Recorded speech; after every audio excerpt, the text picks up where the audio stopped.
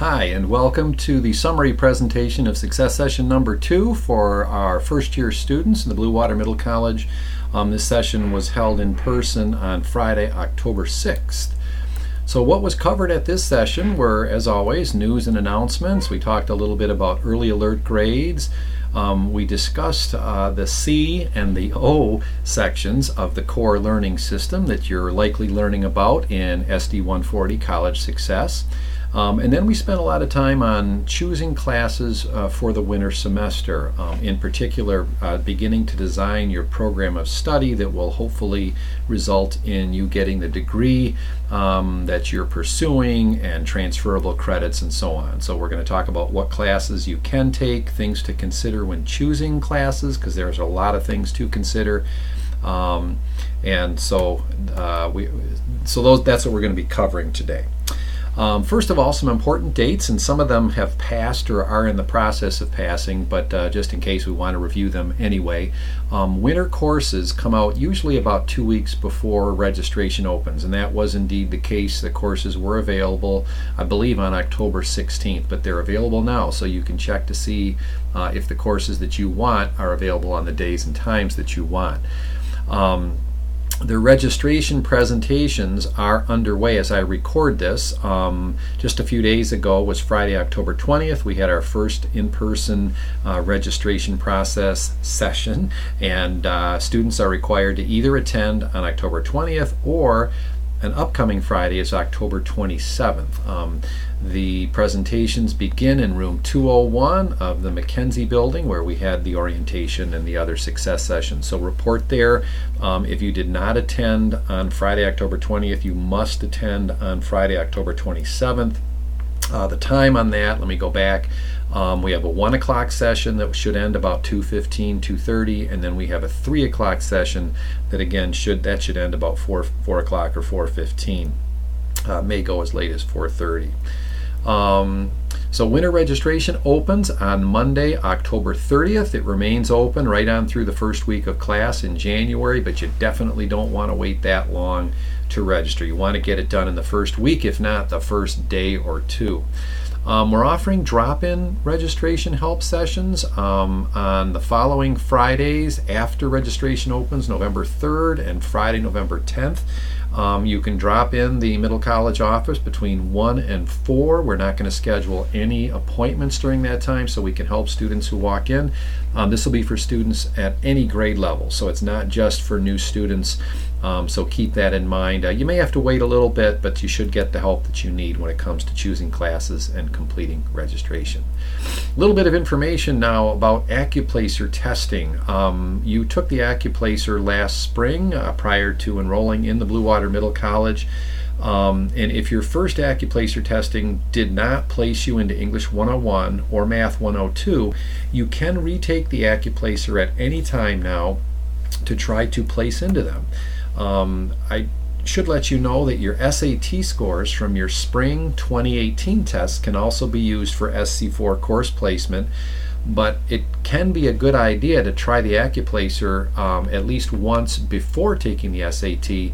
And in particular, some students are going to do it within the next week or two, so they can possibly use those scores, if they're better, to place into Math 102, possibly Math 110, or English 101. So just keep in mind you can take the AccuPlacer. If you have questions about that, contact one of us in the Middle College on how to sign up and practice for the AccuPlacer. As I record this now, early alert grades have been available. They are available now. I assume you viewed your grades. If not, you can log into your portal and choose Wave for college credit students, choose the academic profile section, and then choose View Early Grades, and you'll see what the instructor posted for you. Now that was back on October 2nd, so those grades are now almost 4 weeks old, so you should really have an updated idea of how you're doing in your classes and not rely solely on the early alert grades. You should see a letter grade for them. It could be anything from A, A minus, B, and so on, or you will see an S or a U. The S stands for satisfactory. The U, of course, unsatisfactory, means they didn't have enough evidence really to give you a specific grade, but it means you really need to look at changing some things, as we'll talk about in a bit, to try to bring that grade up. Now, those were posted in time for you to make a change. There are now about 7 weeks left, 6 or 7 plus finals week, so there's still time to keep working. Usually a good 1/3 of the points in a class are left over the last several weeks, so there's probably a lot of points left still to be gotten at this point.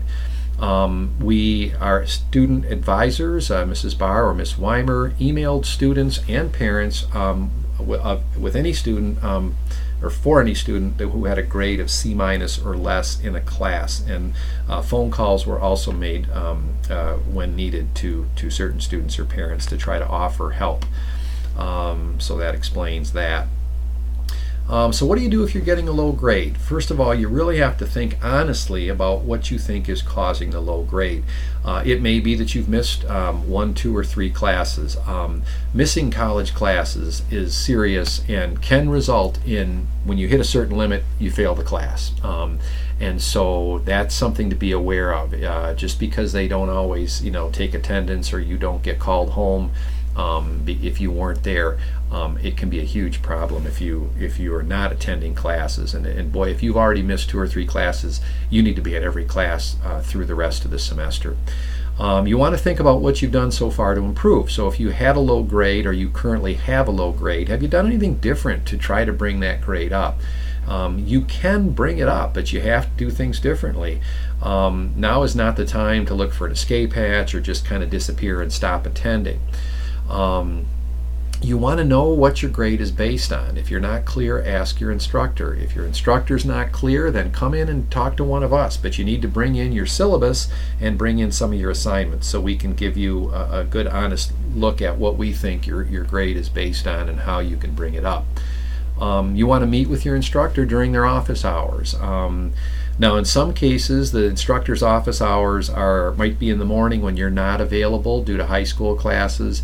If that's the case, then maybe contact the instructor to see if there's another time they'd be willing to meet, or get there early, way before class starts, or maybe see if you could stay a little later and talk to them for a few minutes. But keep up the communication with your instructor, and if you haven't done a good job of communicating with them, it's not too late in the semester to start building that relationship, and just let them know you really care about your grade and you want to pass the class, and they'll work with you. But you have to come through. If they give you suggestions, you got to take them up on it.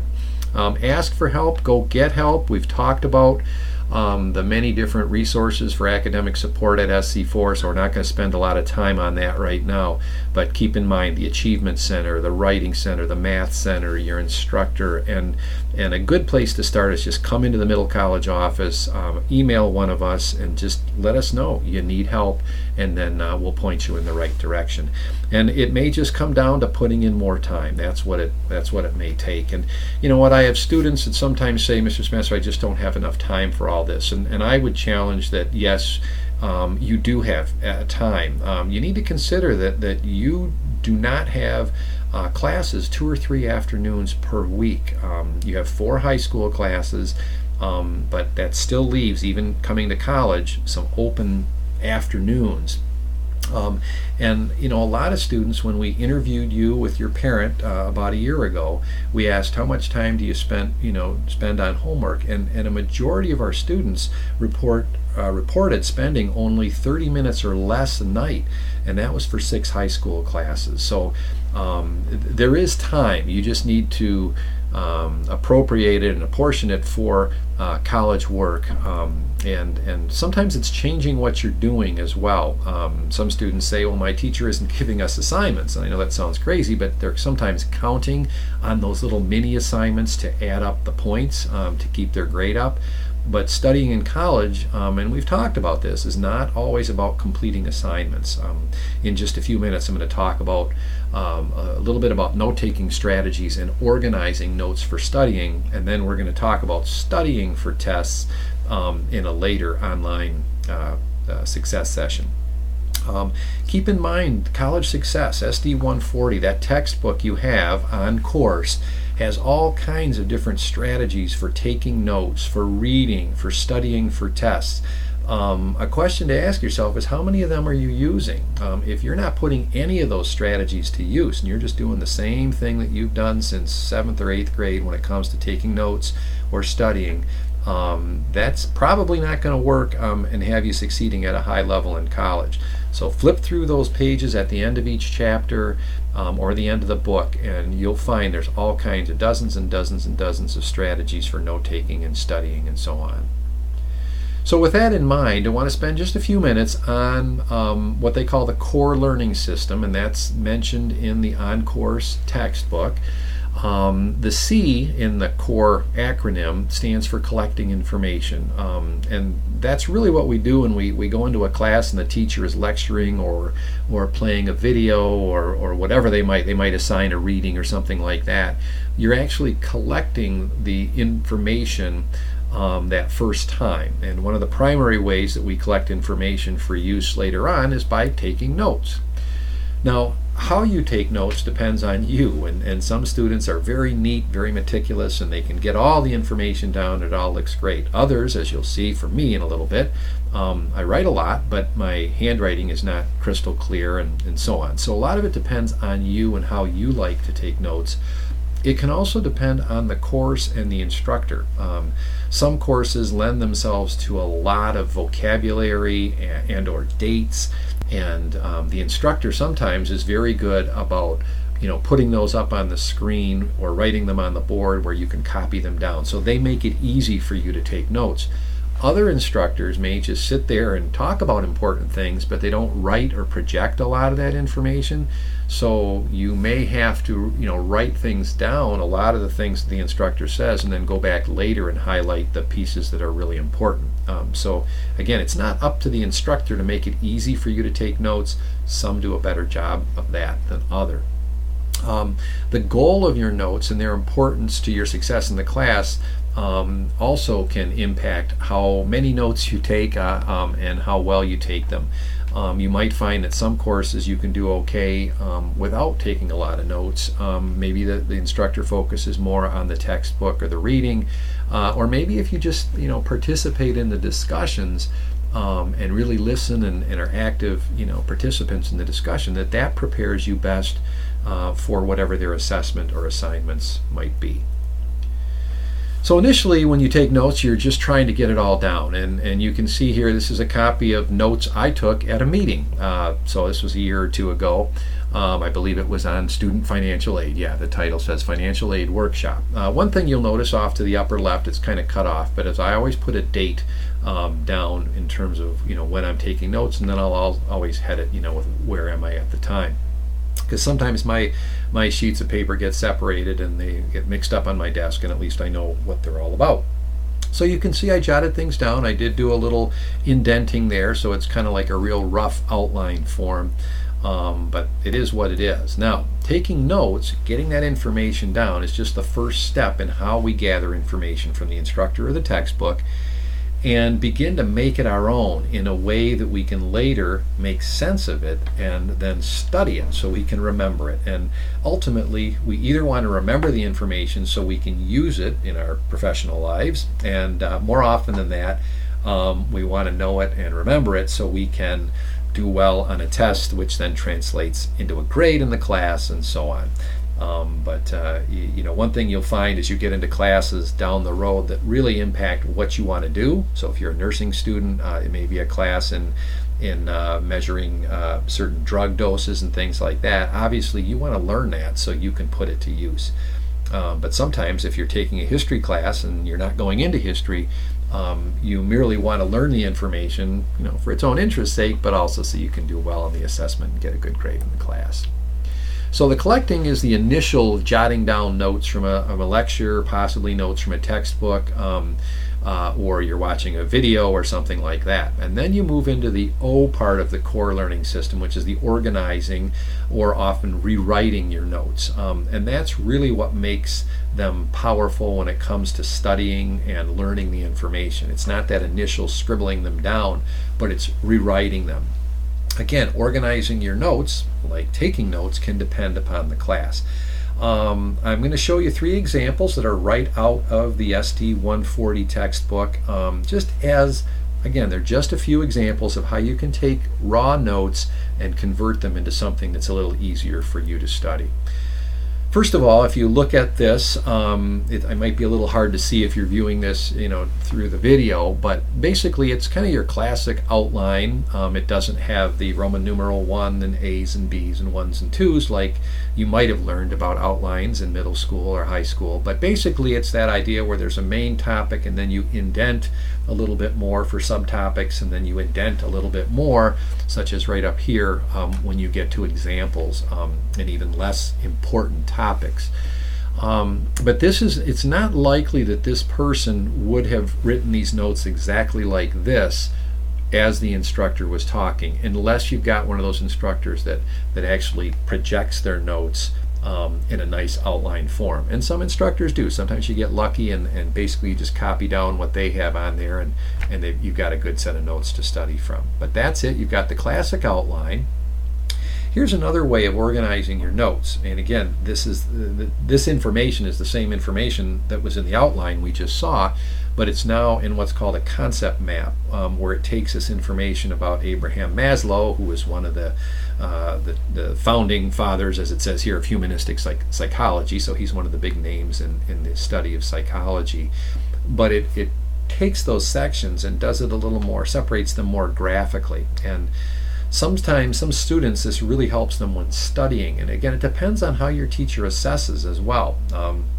If you have already seen that your instructor, whether it's Sigmund Freud or Abraham Maslow or someone else in the field of psychology, if they always want to know some background of the individual, where they grew up, how they grew up, what are their main theories, and so on, you might take each person and create a concept map based on information about that person.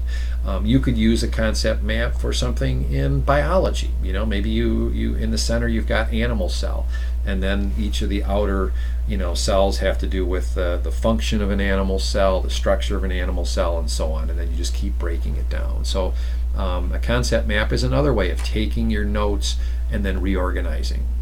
It's very rare that someone would actually take notes in a concept map format. And then finally, again, these are not raw notes. When you look at this is something that a person has rewritten, and they spent time on this. But when you spend time just rewriting your notes, that's study time. And so you're going to get to know the information better. Even if you never got back to this, just the fact that you created it is going to help you when it comes to sharing the information on a test or a quiz. So this is called Cornell Notes. It's described in your SD 140 book. Again, this is a way of refining and rewriting your notes. Again, same information. It's about Abraham Maslow. The big column to the right is where basically it's your refined notes. It's kind of like that outline that we showed earlier. The big difference is you've got about a third of your page on the left side where you're actually asking yourself a question related to the information to the right of it. So this is a good way for studying.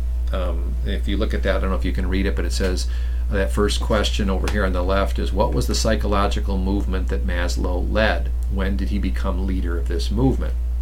So then when you're studying, you've got some questions that the instructor may ask. These might be right off of a study guide. The answer is just to the right. And then there's a section at the bottom where you're just kind of summing up. You're writing a summary of what was above. You're not rewriting it all, but you're kind of summing it up. And just that process is a good way of organizing your notes for studying. And so we'll talk more about that at a later session. So it's important to consider how to match the notes format with what you're learning. Whatever format you choose, spend time organizing the notes you take to make them more effective for studying. Again, taking notes one time and then just studying them the night before the exam is probably not what's going to work really well for you.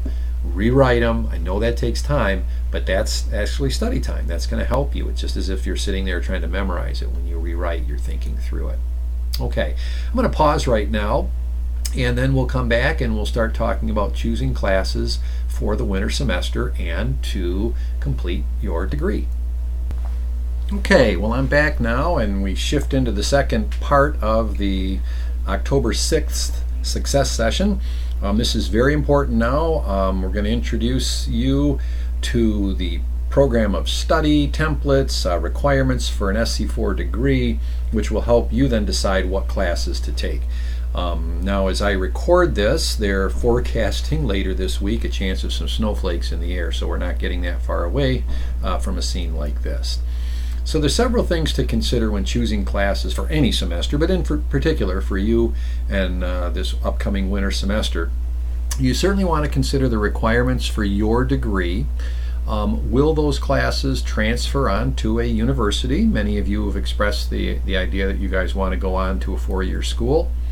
You want to consider what classes do you need to be able to take additional classes, and those are called prerequisites. For example, you need to complete English 101 before you can take English 102. So you need to want to try to get some of your prerequisite classes out of the way. Some of you may have high school graduation requirements that you need to complete with one or two college classes. And also, you just want to pick classes that you would enjoy or are interested in. There's value in that, and hopefully you can find those classes that you enjoy that also meet other requirements. But not every class is always going to meet every one of these things to consider, but you really should think about that one. Don't just take a class because your friend is taking the class. So what do you need to earn an SC4 degree? Okay, we talked about that, and we talk about, at the end of the 3 years that you hopefully will be walking across the stage at McMorran Arena in your SC4, your St. Clair County Community College cap and gown, and getting your associate degree. So here are the following requirements for the degree. You must complete the specific associate degree program requirements as listed in the catalog. Okay, we'll show you about that. You must complete a minimum of 62 credit hours of 100 level or higher courses with a GPA of 2.0 or above. Now, the grade point average is a cumulative average, so you can get a low grade in a class. A D is a 1.0 grade point average, if you will. That's okay. It still makes sense to complete that class even if you're not going to hit the C level or the 2.0 level. But overall, you need to be at 2.0 or above by the time you're done.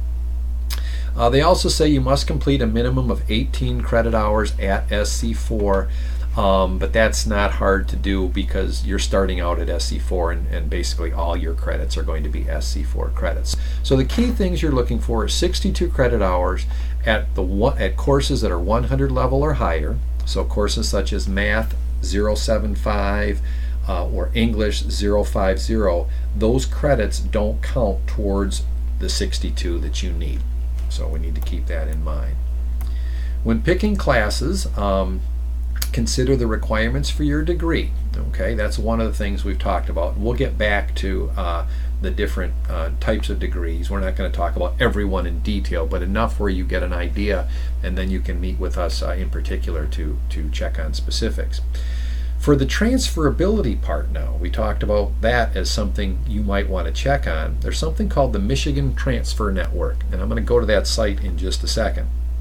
There's also another, goal you want to achieve here, and that is to meet the requirements for what's called the Michigan Transfer Agreement. The MTA, as it's called, is a set of classes that if you complete courses at St. Clair County Community College that fulfill those requirements, then basically any other college or university in the state of Michigan will say, okay, you don't need to take our general ed requirements. You've met those at SC4. So it gives you more freedom, and it's going to save you time and money to get the MTA done. And the other thing to do, and I'm going to go back to the Michigan Transfer Network in a second, but is check out the university website where you want to attend. So if you're thinking, for example, of going to Oakland University to become a journalism major, then you really want to go to Oakland University's site. Sometimes they have transfer guides that are particular to the university and the program, so it'll tell you exactly what you should take at SC4 that will transfer to a journalism degree at Oakland University. Okay, but so we can help with that as well. There's a lot to consider, but let's go to the Michigan Transfer Network. As I click this, hopefully it will bring up this site. So here it is, and initially, just because you're starting right now with this process, I recommend clicking on this right over here where it says search by the transferring institution. In other words, where you're coming from, okay? You're going to be coming from SC4, so let's click on that. Now, if I'm thinking of taking a class such as Biology 100, Introduction to Biology, under Transferring Institution, I'm going to scroll down till I find St. Clair County Community College. All the schools listed here are schools, colleges, and universities in the state of Michigan. Okay, so I click on St. Clair County Community College. Now I'm going to find Bio. That's the subject of biology, of course. I'm going to scroll down. There's Bio. And it now populates the courses that SC4 offers or has offered in the past. So you may see some numbers that aren't even out there anymore. But I'm going to click on Bio 100, which they are still offering, and I'm going to click Search. I'm going to leave this at all institutions. I want to see if this is a good class that will likely transfer to universities. Now, the more schools that show up on the right, the more likely Bio 100 is going to transfer to any college or university that I attend in Michigan, but also outside of Michigan. So on the left side of the screen, you're always going to see this blue St. Clair County Community College because that's the Bio 100 course we're taking. But then when you look over to the right, like at the College for Creative Studies, you can see whether or not they would give you credits for that class. And you can see that they would. It will transfer to CCS as something DNS, whatever their code is, 300. Basically, it's a natural science elective. So it doesn't transfer specifically as biology, but it does if you look at Eastern Michigan. It says it will transfer as Bio 105, Introduction to Biology for non-majors, and it's worth 4 credits. Okay? So as I scroll down, I see Ferris State, Grand Valley State, some community colleges, Kettering University, Lake Superior State, and even Michigan State University. So in this case, you know, it's early in the process, but if you chose to take Bio 100, you could be pretty well assured that that's going to transfer to a university. It's also part of the Michigan Transfer Agreement requirements, so it's going to help you in that regard as well. Okay, so that's one tool. If you're not sure, you know, put it in here and see how many different schools, and in particular, if you know 1 or 2 schools that you're interested in, see if those schools show up on the list. And if you're not sure how to use the tools, see one of us. We'll be glad to help. Okay. So a couple of things we've looked at. The requirements for your degree, we will get back to that. And then transferability, will it transfer? The other thing we talked about is the SC4 advisors are really the experts on transferability. They've been helping students transfer from SC4 to universities for years and years and years. So schedule an appointment to talk to an SC4 advisor also to make sure that the courses you're taking will transfer. So the next thing is prerequisites that you might need, and they're often called the prereqs. So someone might say, have you met the prereqs? A prerequisite is a class you must take or criteria you must meet before you can register for another class. And as I mentioned the example, English 101 must be completed before English 102, same as Business 221 before Business 222.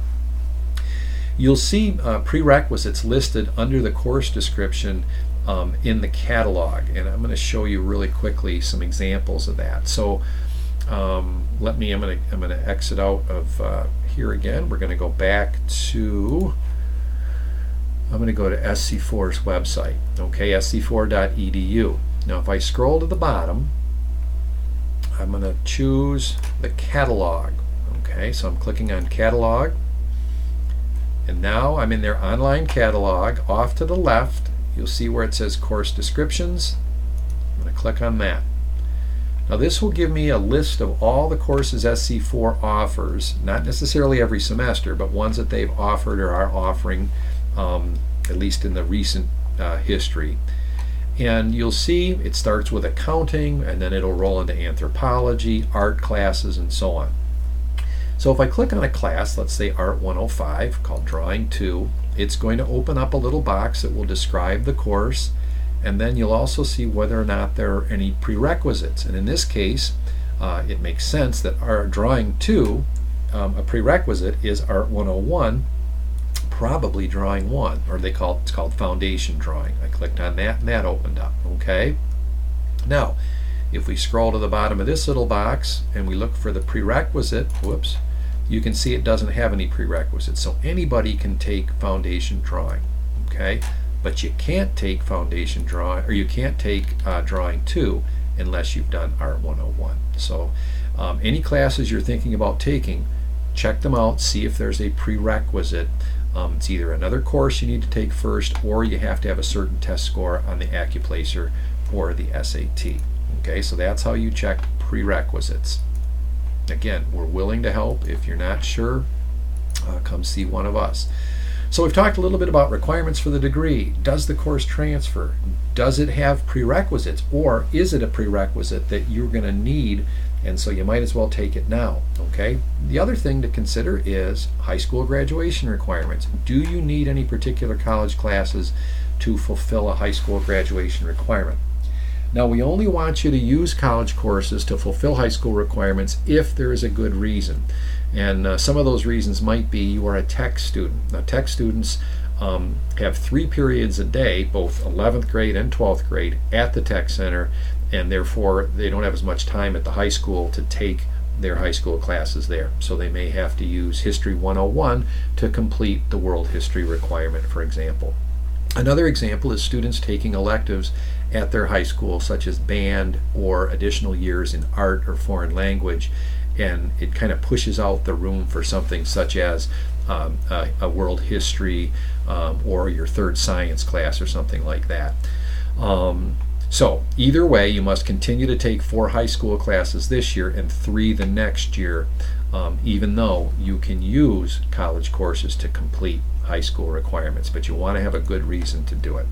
Okay, so that's a 4th thing to consider. And finally, is the class something that you enjoy? You know, we talked about the drawing class, and that may or may not transfer well to a university. It might not be something you need if you want to go into medicine or something like that. You just might want to take it, clay sculpting, something like that, and that's okay. But just know going in that I'm taking it for a little enrichment, something a little bit easier maybe than your other class or classes, and that's okay. Okay?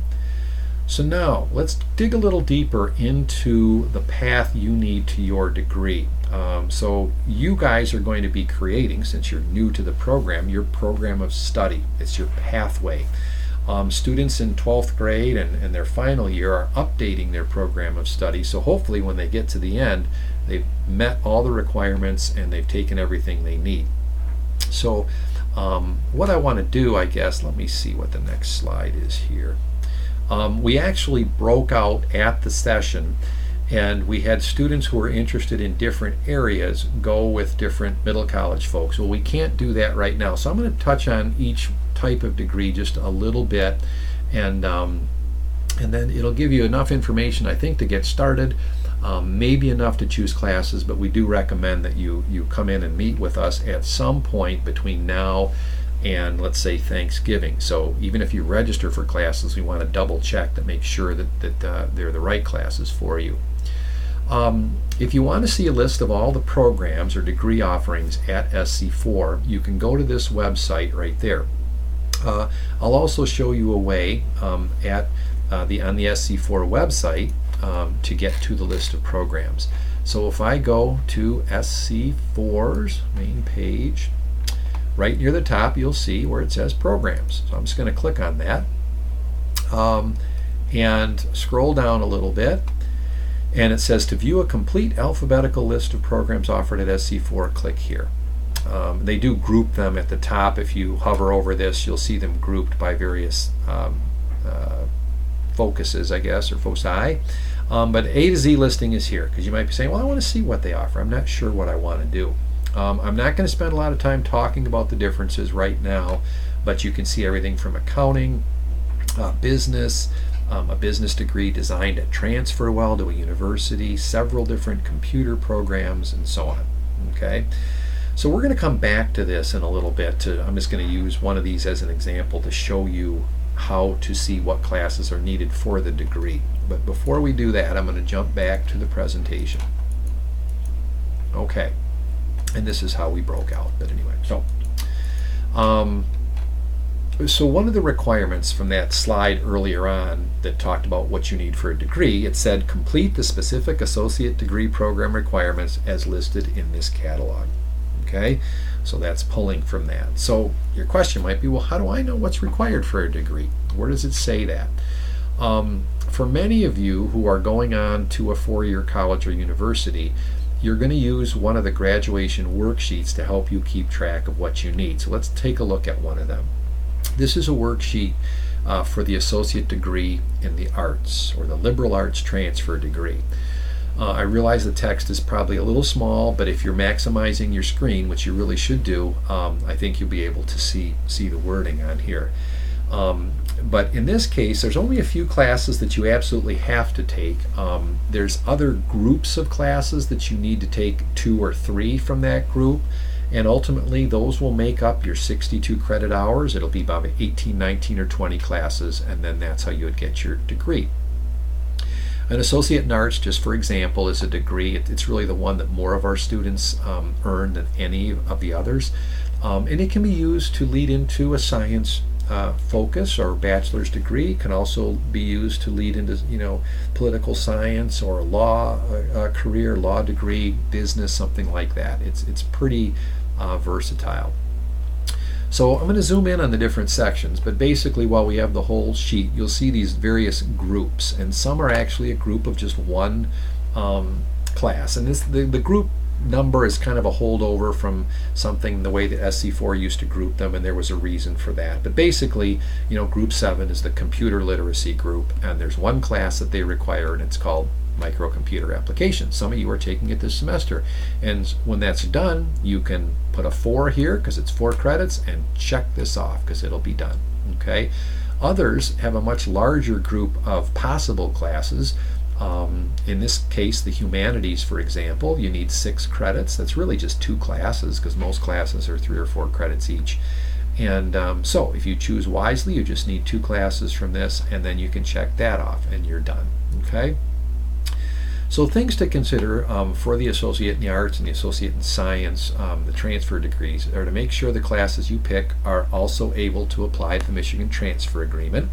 That document is also out there on the website, and I'll show you how to find that. Most of the classes, when you go to this sheet, most of them on here, if you follow this plan, are part of the Michigan Transfer Agreement. And if you remember, I said the MTA is a good thing to get. You want to make sure that you look at the math pathway so you know what math class you're going to ultimately need to get to. That also involves looking at what college you want to attend in the future and what career you want. So there's a lot right now that it's a lot to take in all at one time, and you don't have to have all these answers to register successfully for winter semester. So I don't want you to worry, but we're just trying to introduce all these things to consider.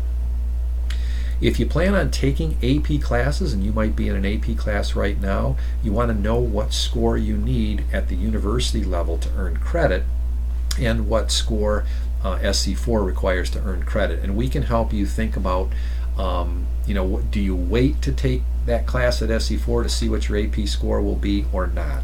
In most cases, you can wait to see if you get a 3, 4, or a 5 on the AP test, but we can help you with that decision. Here's the math pathways chart.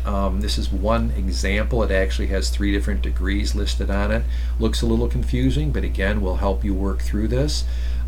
This shows a variety of pathways just for the one degree, the Associate in Arts.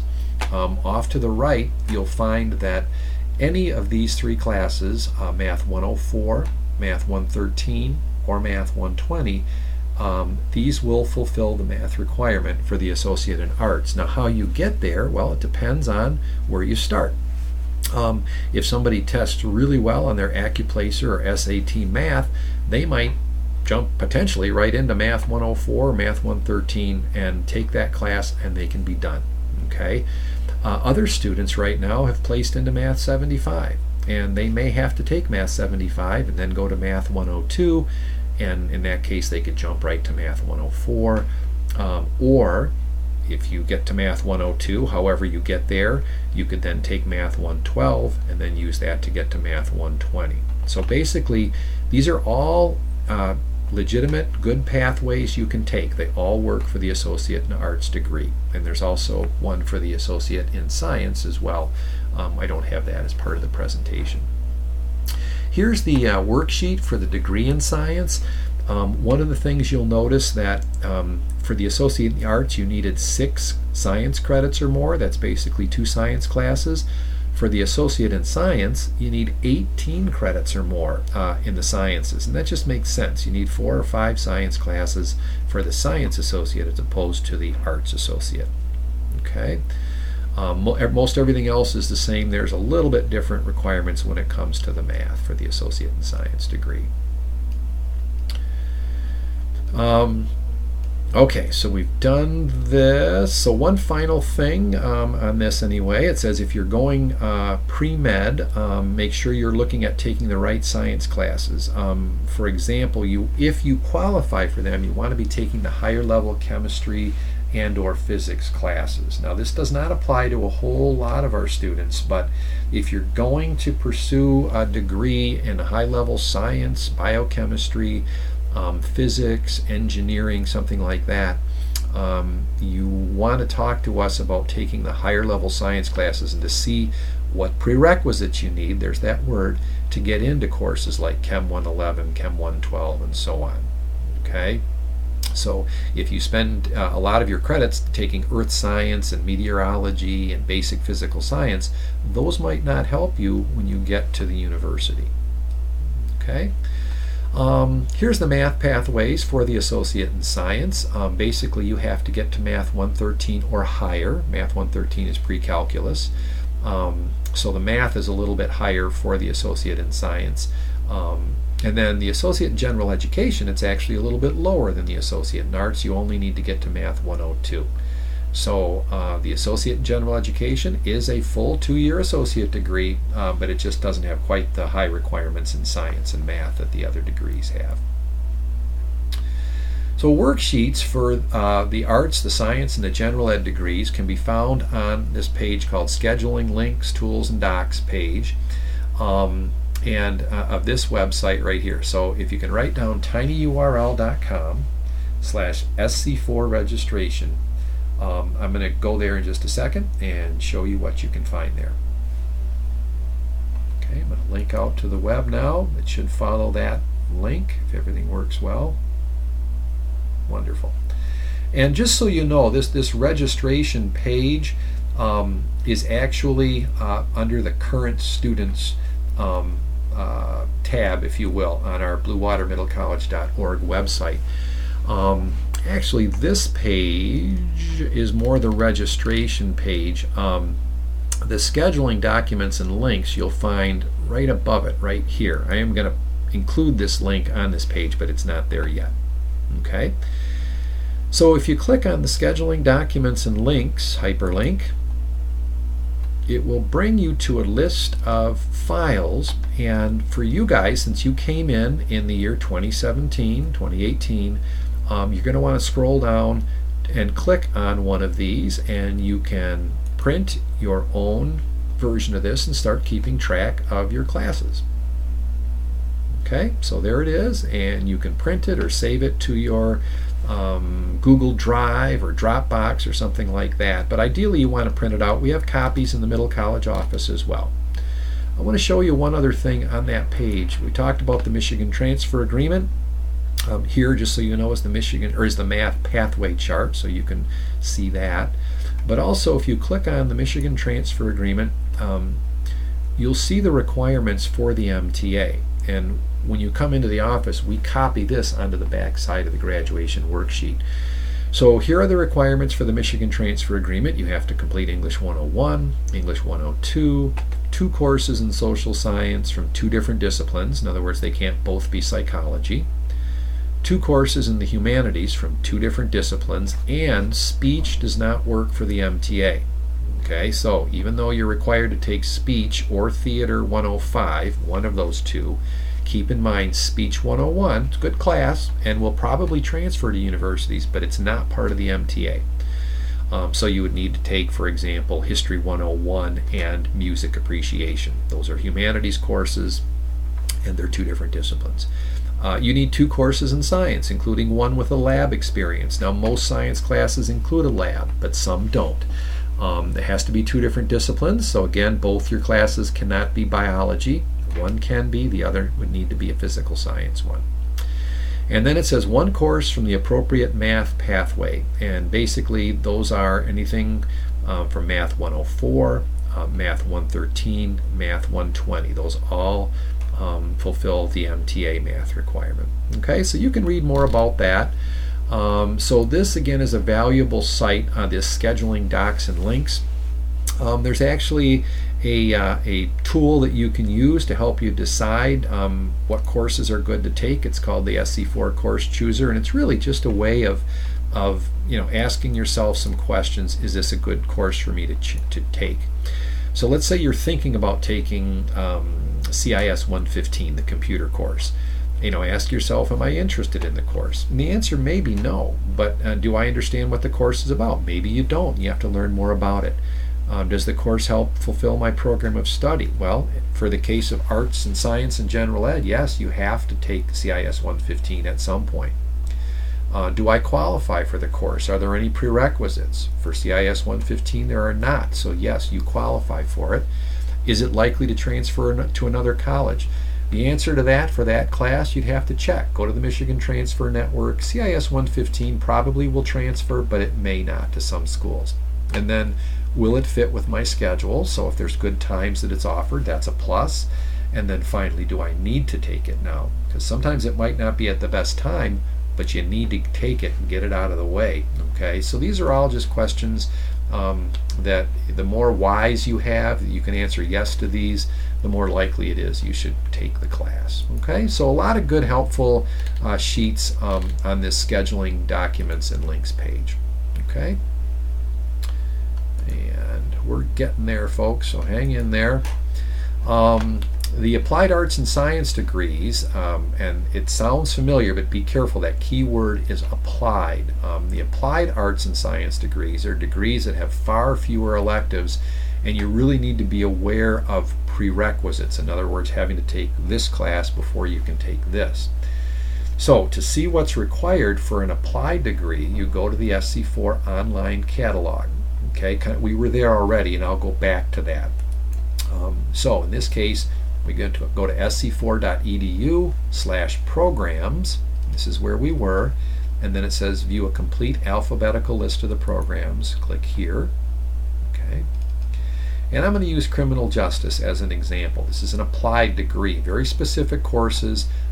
Not all of them will always transfer to a university. However, Ferris State University in particular will take all of these courses as part of their bachelor's degree. Okay, so it'll talk a little bit about the criminal justice field and the degree, and then what you'd want to do is find where it says, and they will all say this, see a complete list of classes for criminal justice.